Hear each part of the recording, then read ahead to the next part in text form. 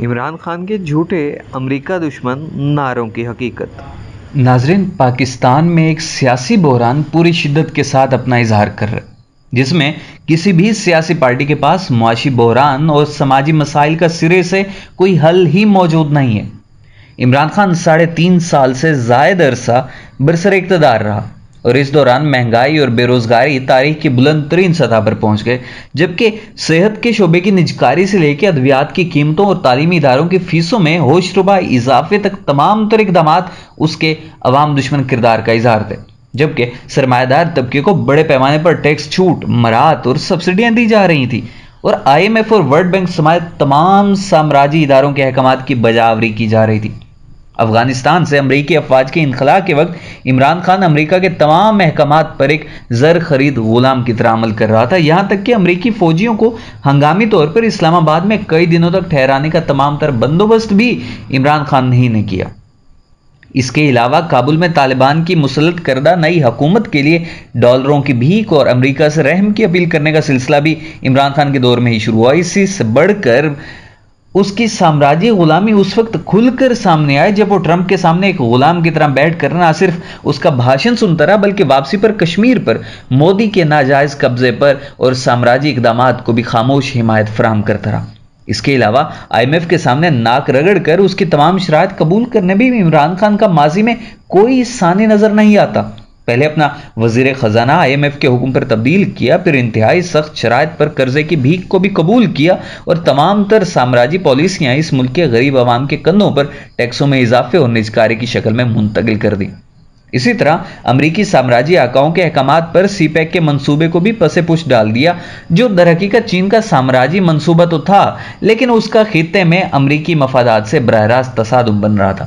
اسی طرح governor state bank کی تعیناتی سے لے کے اس ریاستی ادارے کو IMF کے براہ راست کنٹرول میں دینے اور رات دن امریکی صدر کی ایک فون کال کا انتظار کرنے تک عمران خان کی حکومت نے امریکی سامراج کی کاسل ایسی کی ایک نئی تاریخ رقم کی۔ لیکن اب وہ پورے ملک میں امریکہ مخالف نعرے بازی میں سب سے آگے ہے اور اسی بنیاد پر دوبارہ اقتدار میں آنا چاہتا ہے۔ اس کی خواہش ہے کہ عوام مہنگائی اور بے روزگاری کو بھول کر صرف امریکہ دشمنی کے نعرے پر اس کی حمایت کریں اور یہ جھوٹ تسلیم کر لے کہ اس کو اقتدار سے اس لیے نکالا گیا کیونکہ اس نے روس کا دورہ کیا اور ملک کی خارجہ پالیسی کو امریکہ کی بجائے روس اور چین کی جانب موڑ دیا۔ یہ درست ہے کہ سماج میں امریکہ کی سامراجی پالیسیوں کے خلاف شدید نفرت موجود ہے اور عوام ان سے چھٹکارا حاصل کرنا چاہتے ہیں، لیکن اس نفرت کی وجوہات مختلف طبقات کے لیے مختلف ہیں۔ عمران خان کے لیے امریکہ کی مخالفت کی وجہ اقتدار چھن جانے کا وقتی غصہ ہے اور اس کی خواہش ہے کہ کسی بھی طرح امریکہ کے حکمران اس پر دوبارہ نظر کرم کریں اور اس کے حمایتی ریاستی دھڑے کو کسی طرح برسر اقتدار لے کر آئیں، جس کے بعد وہ امریکہ کے پہلے سے بھی زیادہ خدمت کرنے کے لیے تیار ہو جائیں گے۔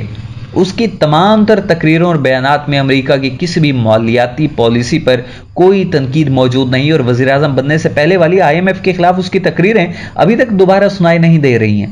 وہ ڈرون حملوں اور افغانستان میں مداخلت پر تھوڑی بہت تنقید کرتا ہے۔ اس تنقید کی اجازت 1.5 دہائی قبل پاکستان کے حکمرانوں نے خود امریکہ سے لی تھی، جس کا ثبوت وکی لیکس میں منظر عام پر آ گیا تھا، جس میں طے یہ ہوا تھا کہ امریکی ڈرون حملے جاری رہیں گے، پاکستان ان پر تنقید کرتا رہے گا۔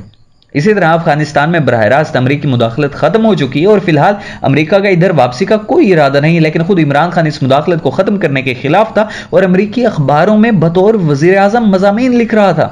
کہ امریکی فوجوں کے انخلاء سے حالات خراب ہو جائیں گے، اس لیے امریکی افواج کو افغانستان میں اپنی موجودگی جاری رکھنی چاہیے۔ اس کا حتمی مقصد امریکی ڈالروں کی سپلائی کو جاری رکھنا تھا تاکہ حکمران طبقات کی جھولیاں بھرتی رہیں، خواہ اس سامراجی مداخلت سے انسانوں کے خون کی ہولی کا کھیل ہی کیوں نہ جاری رہے۔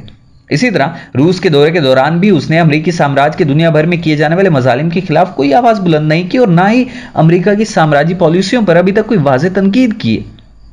جبکہ عوام میں امریکی سامراج سے نفرت کی سب سے بڑی وجہ اس کی مالیاتی پالیسیاں ہیں، جن کے نتیجے میں اس ملک کے محنت کش عوام کی پیدا کردہ دولت کا بڑا حصہ سودی قرضوں کی مد میں لٹ کر عالمی مالیاتی اداروں کی جیب میں چلا جاتا ہے۔ لیکن ساتھ یہ بھی کہا جاتا ہے کہ اس ملک کو چلانے کے لیے IMF بھیک دے رہا ہے۔ در حقیقت امریکی سامراج کی سربراہی کے تحت چلائے جانے والے عالمی سرمایہ دارانہ نظام ہی در حقیقت وہ جڑ ہے جس کے خلاف دنیا بھر کے محنت کش عوام میں شدید نفرت پائی جاتی ہے اور وہ مختلف شکلوں اور طریقوں سے اس نظام کے خلاف احتجاج کرتے رہتے ہیں۔ अमरीकी कंपनियों की दुनिया भर में उजारादारी हो या उसकी साम्राज्य जारहियत के नतीजे में बहने वाला मासूमों और बेगुनाहों का खून, इस तमाम तर जुल्म और इस्तेसाल की बुनियादें सरमायादाराना निज़ाम में ही पेवस्त हैं, जिसकी सरबराही दूसरी आलमी जंग के बाद से अमरीका के पास है। यही सरमायादाराना निज़ाम यहाँ इस मुल्क में भी मौजूद है, जो ना सिर्फ यहाँ के मेहनत कशों का बदतरीन इस्तेसाल कर रहा है और उनकी पैदा करदा दौलत निचोड़ कर सरमायादारों और साम्राज्य आकाओं की तिजोरियों में भरता है, बल्कि यहाँ इस निज़ाम को जारी रखने के लिए सरमायादाराना रियासत भी मौजूद है, जिसको कायम रखने के लिए माजी में अमरीकी साम्राज्य हर किस्म की फौजी और माली पुष्ट पनाही करता है। यहाँ की अदालतें, कवानीन, इंतजामी और सियासी इदारे और सियासी पार्टियां अपनी बुनियाद इस मजदूर दुश्मन निज़ाम पर रखती हैं, जिसका मकसद ही साम्राज्य ताकतों की गुमाश्तगी करना है और सरमायादार तबके की दौलत और हाकमियत को मजबूत करना है। मल्टीनेशनल कंपनियों, बैंकों, स्टॉक एक्सचेंजों के इस निज़ाम में कौमी खुद मुख्तारी और सालमियत के नारे सिर्फ अवाम को धोखा देने के लिए इस्तेमाल होते हैं और सरमायादारों की लूट मार को हुबुल वतनी के पर्दे में छुपाने की कोशिश के सिवा कुछ भी नहीं करते। इस मुल्क का हुक्मरान तबका कभी भी साम्राज्य गुलामी का तोप उतार कर नहीं फेंक सकता और ना ही उसकी कोई ऐसी ख्वाहिश मौजूद है।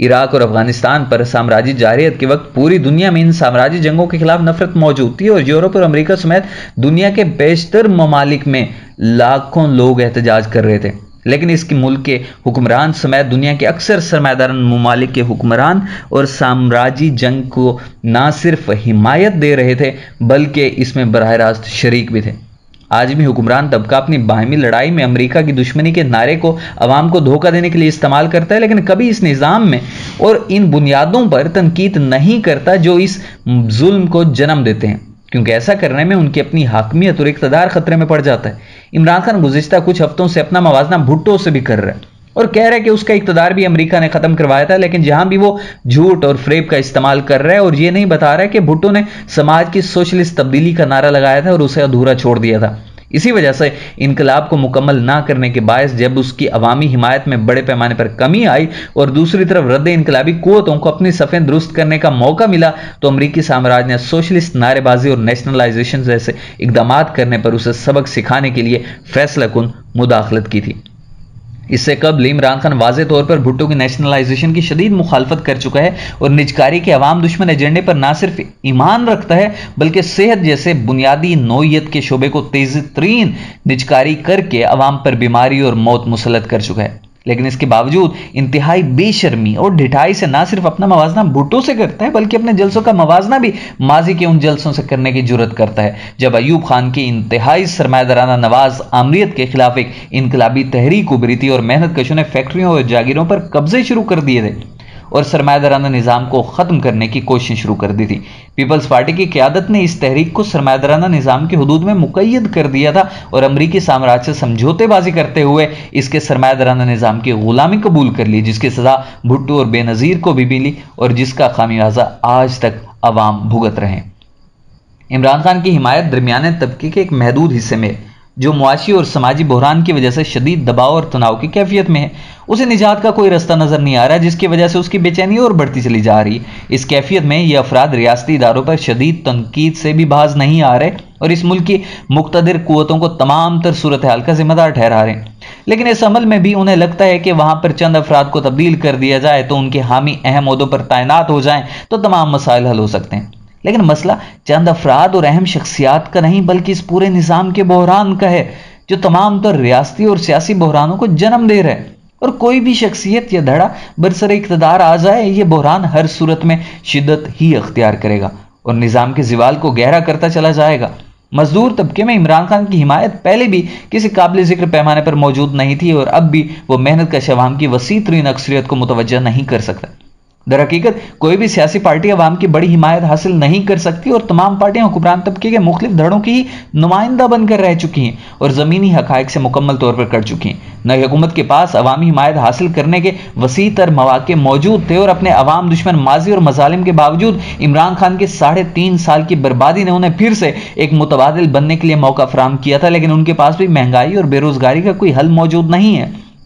और अब भी उनका हतमी मकसद अपनी लूट मार को नई इंतहाओं तक लेकर जाना है। इस दौरान वो इस मुल्क के सरमायादार तबके और रियासती अशराफिया को मराहत और सब्सिडियां फराहम करने के लिए बड़े पैमाने पर इकदाम करेंगे और लूट में अपना हिस्सा बढ़ाते चले जाएंगे, जबकि अवाम को गुर्बत और जिल्लत की नई गहराइयों में धकेलेंगे। इस दौरान इक़्तिदार की बंदरबाट पर उनकी लड़ाइयां भी शिद्दत अख्तियार करेंगी और अवाम में उनकी नफरत भी नई इंतहाओं तक पहुंचती चली जाएगी। आलमी सतह पर ताकतों के बदलते हुए तवाज़ुन में ये भी एक इंतहा से दूसरी इंतहा की तरफ लड़खड़ाएंगे और आलमी हाथियों की लड़ाई में ये भी खाम माल की तरह इस्तेमाल होकर अपनी तमाम तर सियासी साख खर्च करते चले जाएंगे और अवाम के सामने इनकी हकीकत और भी अयां होती चली जाएगी। साम्राज्य बेसाखियों और ज़वाल पजीर निज़ाम पर मुसल्लत ये हुक्मरान भी अवाम को गुर्बत की दलदल में धकेलने का ही सबब बनेगा और इनके खिलाफ भी अवामी गम व गुस्सा जल्द ही उबलने लगेगा। तनख्वाहों में इजाफे के झूठे बयानात के खिलाफ पहले ही एहतजाज की मनसूबाबंदी का आगाज हो गया है, जो आने वाले दिनों में फैलते चले जाएंगे। इस दौरान रियासती बहरान भी शिद्दत अख्तियार करता चला जाएगा और मुख्तलिफ धड़ों की लूट मार के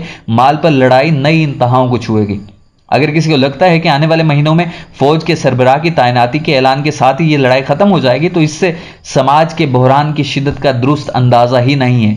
दरहकीकत आलमी सतह पर सरमायादाराना निज़ाम के ज़वाल ने रियासत की बुनियादों को भी कमज़ोर कर दिया और मुख्तलिफ साम्राज्य ताकतों के दरमियान हिचकोले खाने का यह अमल जल्द ख़त्म होता दिखाई नहीं देता और ये इन बुनियादों को मज़ीद कमज़ोर करता चला जाएगा। कुछ हिस्से इस पुराने तर्ज अमल और इंतहा पसंद तरीकों पर ही चलने पर जोर देंगे जिसके तहत गुज़िश्ता 4 दहाइयों से अमेरिका की अफगानिस्तान में मुदाखलत के दौरान चला गया है, जबकि दूसरे हिस्से तर्ज अमल को साम्राज्य के नए तकाज़ों के तहत तब्दील करने की कोशिश करेंगे और इंतहा पसंदी की बजाय म्याना रवि अख्तियार करने का दर्स देंगे। लेकिन दोनों ही हिस्से इंतहाई कमज़ोर बुनियादों के हामिल हैं और फैसला कुन इक़दाम करने की अहलियत ही नहीं रखते।